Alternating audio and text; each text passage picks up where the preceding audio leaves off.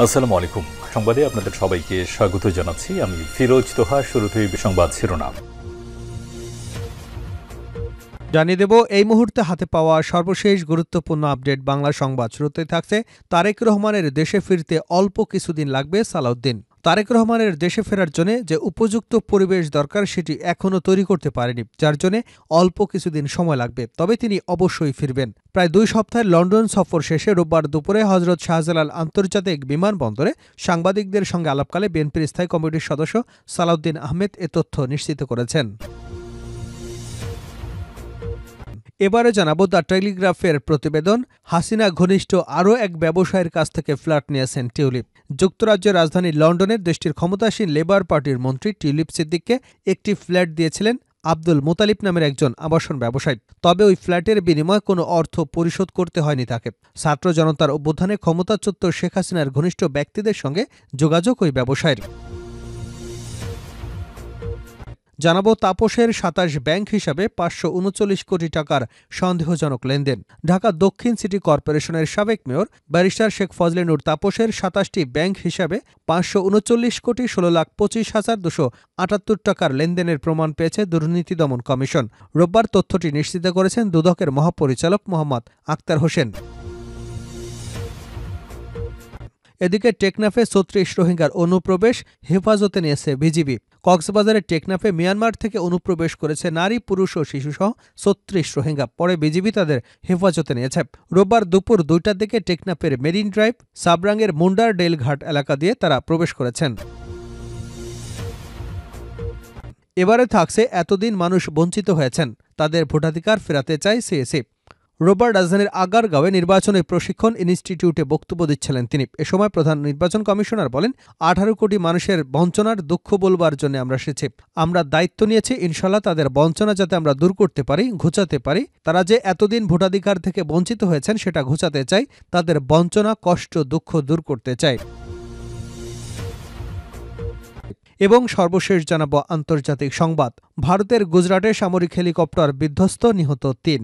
ভারতের গুজরাট রাজ্যের পোরবন্দরের কোস্টগার্ডের একটি অ্যাডভান্সড লাইট হেলিকপ্টার বিধ্বস্ত হয়েছে। দুর্ঘটনার পর হেলিকপ্টারটিতে আগুন ধরে যায়। এতে ৩ জন ক্রু নিহত হয়েছে। সংশ্লিষ্ট সূত্রের বরাতে এনডিটিভি এ খবর দিয়েছে। এতক্ষণ শিরোনাম শুনছিলেন, এবার বিস্তারিত। প্রিয় দর্শক, আপনি যদি এই চ্যানেলে নতুন হয়ে থাকেন, ভিডিওটি দেখতে দেখতে চ্যানেলটি সাবস্ক্রাইব করে আমাদের সঙ্গে থাকুন। আর এই ভিডিও সম্পর্কে আপনি আপনার মূল্যবান মতামতটি কমেন্ট বক্সে জানিয়ে দিন। আর হ্যাঁ প্রিয় দর্শক, জানিয়ে দিন ভিডিওটি কোথা থেকে দেখছেন।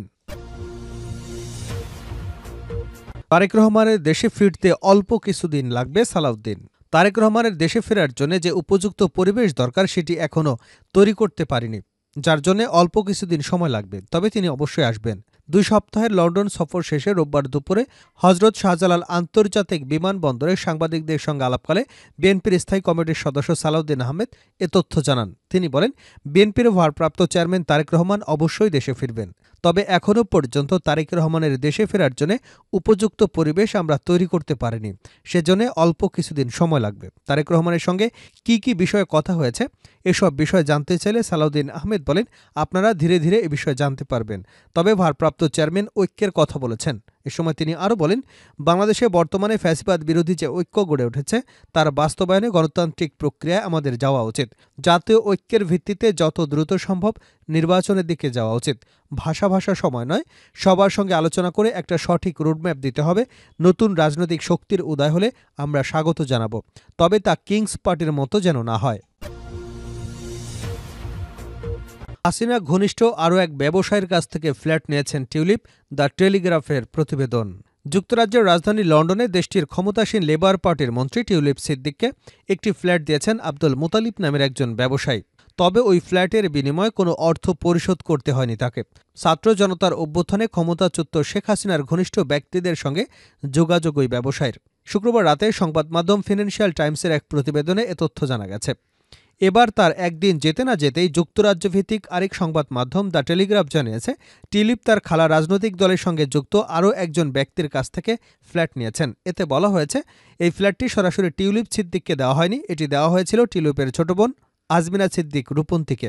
টিউলিপের ছোট বোন আজমিনার বয়স যখন 18 বছর এবং অক্সফোর্ডে পড়াশোনা করতে চলেছেন, তখন উত্তর লন্ডনের হ্যামিস্টেডের ফিনচলে রোডে আজমিনাকে ফ্ল্যাট উপহার হিসেবে দিয়েছিলেন মঈন গনি নামের একজন বাংলাদেশি আইনজীবী, যিনি হাসিনা সরকারের প্রতিনিধিত্ব করেছেন। সাবেক প্রধানমন্ত্রীর সাথে মঈন গনির একটি ছবিও প্রকাশিত হয়েছে। মঈন গনি 2009 সালে আজমিনার কাছে ফ্ল্যাটটি হস্তান্তর করেছিলেন। লন্ডনের ভূমি রেজিস্ট্রি নথিতে বলা হয়েছে, আজমিনার কাছে ফ্ল্যাটটির হস্তান্তরটির আর্থিক মূল্য হয়েছে এমন রেকর্ড নেই ভূমি রেজিস্ট্রি নথিতে। তবে একসময় ওই ফ্ল্যাটটিতে টিউলিপ সিদ্দিক বসবাস শুরু করেন। টিউলিপ ঠিক কখন ফ্ল্যাটে উঠেছিলেন তা স্পষ্ট নয়। তবে 2012 সালের ডিসেম্বরের পরে তিনি যখন ওয়ার্কিং মেন্স কলেজের প্রতিষ্ঠানের জন্য পরিচালক হিসেবে নিয়োগ পেয়েছিলেন, তখন কোম্পানির হাউসে তার ঠিকানা হিসেবে ওই ফ্ল্যাটটির ঠিকানা তালিকাভুক্ত করেছিলেন। এতে আরও বলা হয়, 2014 সালের জানুয়ারিতে ক্যামডেন আর্ট সেন্টারের দাতব্য প্রতিষ্ঠান এবং মার্চ 2014 হ্যামিস্টেড ওয়েলস এবং কবডেন স্টার্ট আরেকটি অলাভজনক ট্রাস্টি হওয়ার ক্ষেত্রে এই ফ্ল্যাটের ঠিকানা ব্যবহার করেছিলেন টিউলিপ। টিউলিপের স্বামী ক্রিশ্চিয়ান পার্সিও 2016 সালের শেষের দিকে একটি ঠিকানা হিসেবে তালিকাভুক্ত করেছিলেন। সেই সময় পর্যন্ত সিদ্দিক হ্যামিস্টেড অ্যান্ড কিলবার্নে লেবার এমপি হিসেবে দায়িত্ব পালন করছিলেন। তবে আজমিরা 2021 সালে 6,50,000 পাউন্ডের পরে এই আবাসস্থল বিক্রি করে দেন। আজমিনার এই ফ্ল্যাটটির বিষয়ে টিউলিপ কোনো মন্তব্য করতে রাজি হননি। তবে তার ঘনিষ্ঠ একটি সূত্র জানিয়েছে যে তিনি একটি নির্দিষ্ট সময়ের জন্য তার বোনের সম্পত্তিতে বসবাস করেছিলেন। তাপসের 27 ব্যাংক হিসাবে 539 কোটি টাকার সন্দেহজনক লেনদেন। ঢাকা দক্ষিণ সিটি কর্পোরেশনের সাবেক mayor barrister Fazle Noor তাপসের 27টি bank হিসাবে 539 কোটি 16,25,278 টাকার লেনদেনের প্রমাণ পেয়েছে দুর্নীতি দমন কমিশন। রোববার তথ্যটি নিশ্চিত করেছেন দুদকের মহাপরিচালক মোহাম্মদ আক্তার হোসেন।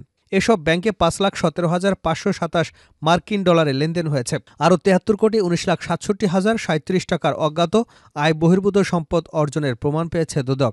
এছাড়া তাপসের স্ত্রী আরফান তাপসের 9টি ব্যাংকে 70 কোটি 89,93,669 টাকার লেনদেন এবং 3,95,963 মার্কিন ডলার লেনদেনের তথ্য পেয়েছে দুর্নীতি দমন কমিশন, যা অস্বাভাবিক বলে মনে করছে দুদক। এছাড়াও আরফিন তাপসের জ্ঞাত আয় বহির্ভূত 6 কোটি 40,89,098 টাকার সম্পদের সন্ধান পেয়ে তাদের বিরুদ্ধে মামলা করেছে দুদক।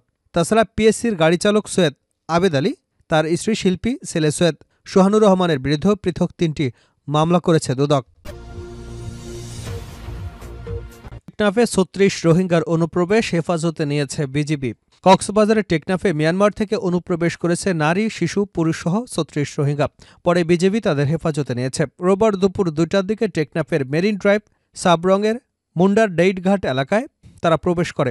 জানা গেছে, বাংলাদেশ বর্ডার গার্ডের হেফাজতে থাকা রোহিঙ্গাদের মধ্যে 5 নারী, 10 জন শিশু, 21 জন পুরুষ রয়েছে। তাদের পুনরায় মিয়ানমারে ফেরত পাঠানো হবে বলে জানিয়েছে বিজিবি। টেকনাফের মোহাম্মদ সেলিম মেম্বার বলেন, মেরিন ড্রাইভের মুন্ডার ডেইলঘাট দিয়ে একটি ট্রলারে নারী এবং শিশুসহ 36 জন রোহিঙ্গা অনুপ্রবেশ করেছে। টেকনাফ উপজেলা নির্বাহী কর্মকর্তা মোহাম্মদ এহসানুদ্দিন বলেন, দুপুরের দিকে মেরিন ড্রাইভ টেকনাফ মুন্ডার ডেইলে রোহিঙ্গা অনুপ্রবেশ করলে বিজিবি তাদের হেফাজতে নেয়। টেকনাফ 2 বিজিবি মেজর ইশতিয়াক আহমেদ বলেন, সাগরপথে 36 রোহিঙ্গা অনুপ্রবেশ করেছে, তাদের প্রতিহত করা হবে। শেষ করছে আন্তর্জাতিক সংবাদ দিয়ে। গুজরাটে সামরিক হেলিকপ্টার বিধ্বস্ত, নিহত 3। ভারতের গুজরাট রাজ্যের পোরবন্দরে কোস্টগার্ডের একটি অ্যাডভান্সড লাইট হেলিকপ্টার বিধ্বস্ত হয়েছে। দুর্ঘটনার পর হেলিকপ্টারটিতে আগুন ধরে যায় এবং 3 জন ক্রু নিহত হন। সংশ্লিষ্ট সূত্রের খবর দিয়ে এনডিটিভি রবিবার এক প্রতিবেদনে এ তথ্য নিশ্চিত করেছে।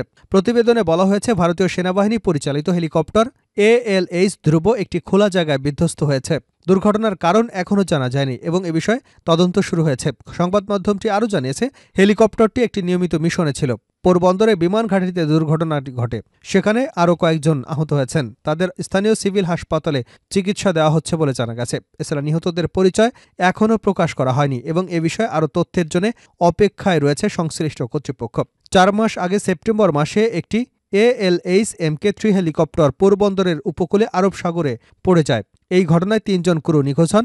পরবর্তীতে 2 জনের লাশ উদ্ধার করা হলেও পাইলট রাকেশ কুমার রানাকে খুঁজে পেতে আরও 1 মাস সময় লাগে। অক্টোবর মাসে গুজরাট উপকূলে তার লাশ উদ্ধার করা হয়।